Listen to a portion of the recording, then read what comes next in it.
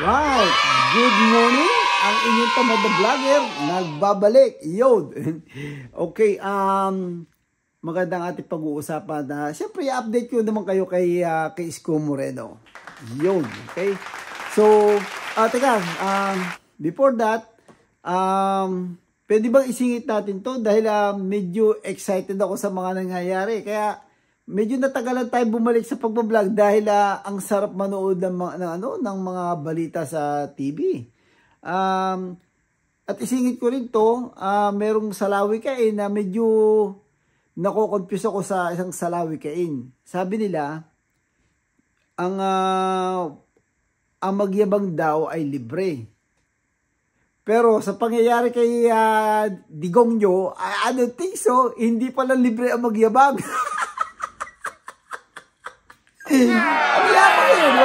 Anyway, maraming mga tao talaga ang nagse-celebrate, okay? Ito related din to sa Isko Vlog, okay? Maraming mga DDS na dumidikit kay Isko Moreno. Bisa nakita natin si Marcoleta, sinisingit niya ang sarili niya. Merong mga banatbay, may mga moka. So, dumidikit kay Isko Moreno, pero unawain natin si Isko Moreno. Dahil yan ay, siyempre, gusto niya, wala siyang itatangi. Lahat ipapakisamahan. Yun ang sitwasyon ni Isko Moreno. Lahat ay welcome kay Isko Moreno. Marcos Cup naman, pag-isa-bisa naman, napunta rin kay Isko Moreno. So, okay ho yun. Ang masama nito, kung sakali na si Isko Moreno, Sunday, ay mapapunta sa national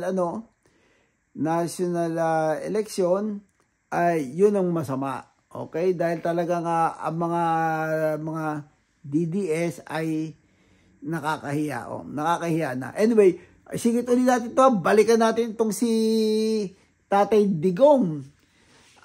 Lagi niya niloloko si BBM na bangag daw. Pero ang tawag ngayon sa kanya ng mga tao ay tanga. Ay tangang mayabang, ay napa sobrang yabang. So, yun niya daw eh. Yun daw magyabang ay hindi na daw libre, okay? So, we learn lesson here na there's no free in this world. Pati pagyayabang ay may kabayaran, you know. Maraming mga tao ang nanalangin na sana daw humaba ang buhay ni Tatay Digong. Para daw para yung pagbayaran niya. Para magbayad siya sa kasalanan, okay?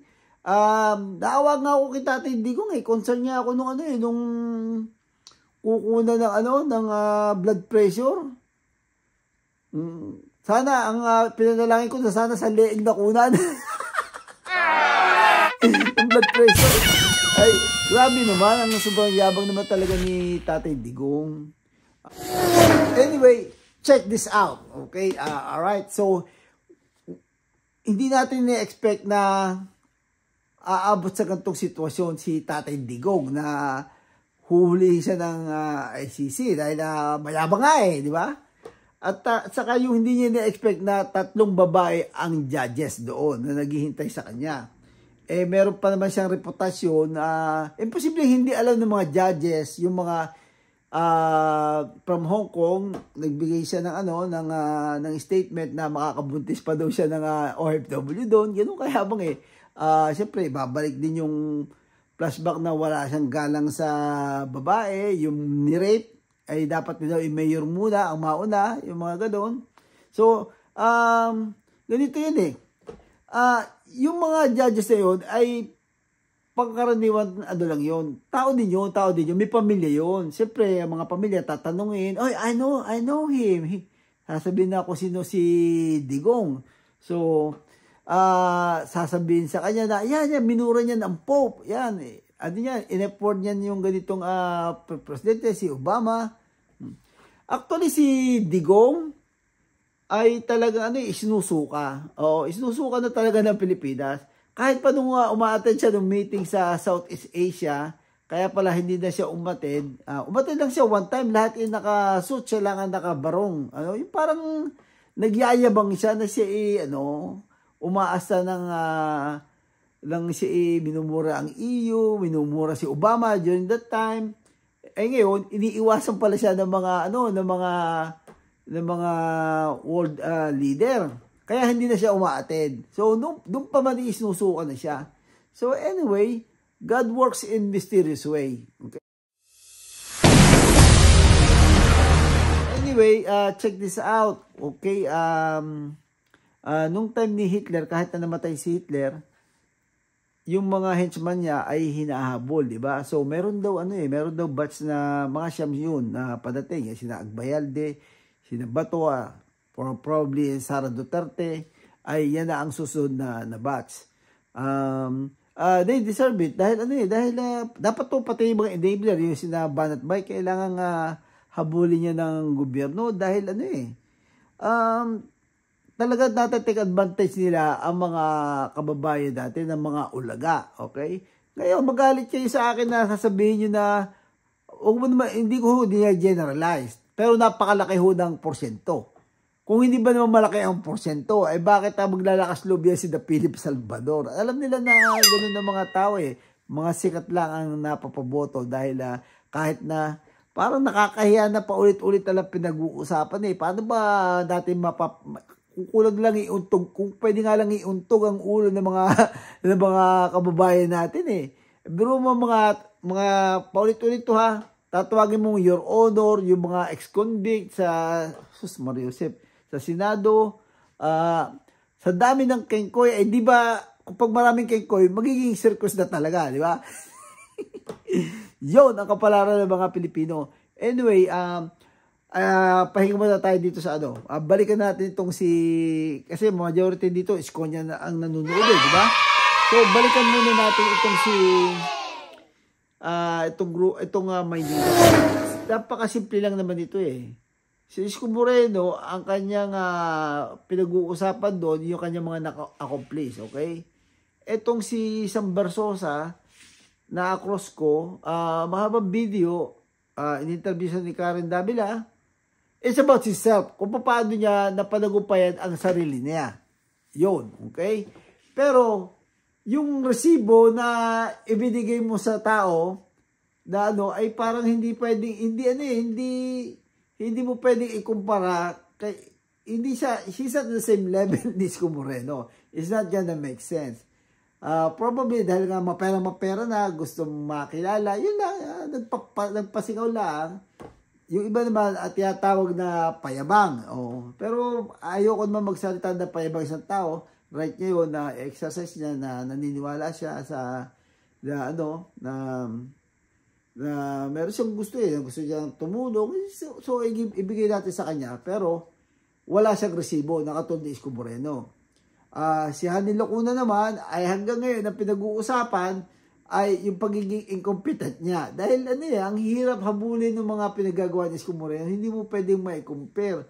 At napakaraming contradicted na mga sinasabi ni Hanny Lacuna dahil kasama siya doon sa mga pumirma at pumapalakpak kay Isko Moreno, nag-advocate kay Isko Moreno during nung nangungutang, pero for desperation ay inililihis, siya attempt na ilihis ang taong bayan. So, ay ngayon, at pag taga-Maynila naman, ay matatalino yan. Hindi naman to national na campaign na may mga nakatira sa liblib na lugar ng mga no read, no write. So, kaya ang Maynila ay talagang hindi mo pwedeng lukuhin. Okay? Matatalino ang mga tao dito sa Maynila. Lately, na-across ko, nagmumura itong si Sam Bersosa. Meron daw vlogger si Isko Moreno, yung Braja. Okay? Meron daw ikukwento sa inyo. Yan. Ito, hinaras din ako noon ng vlogger na yun. Yung si Braja na yun, hindi ko naman kilala yun Pero, ano ba to? Obsessed ba to sa akin? Kada vlog ko, tsaka yung kalit-liitan, pati yung mga nagko-comment, ay kinakampanya na. So, mga basta sinasabi, o mo mga spelling, mga ganyan, binibig deal niya, obsessed nga. So, kaya ibinila ko na lang. Pero, ang ko dito, I just found out na ito pala ay Isko vlogger. Na ay siyempre, alam mo na, pagka yung mga kasamahan at kay Isko, hindi naman natin pwede tayong dyan, yung ano, yung medyo respeto tayo, alak-alak kay Isko. Okay? Ganun tayo eh. Okay? Dahil ang mahalaga yung manalo si Isko Moreno eh. O, kaya lang, ay na-across nitong si Sam Versosa, ay hahanapin. Grabe yung ano, siguro grabe yung pangharas nito si Brad. Dahil yung ginawa niya sa akin, talagang napaka-bastos talaga, ayoko ba, hindi ko siya para patulan. Mahirap na magsalita. Okay? Sa edad kong ito, hindi na, ayoko nang makipag 20 years ako na nagtrabaho sa kulungan. Nakita ko na lahat ng mga walang ya. So anyway, okay lang sa akin yun, okay lang.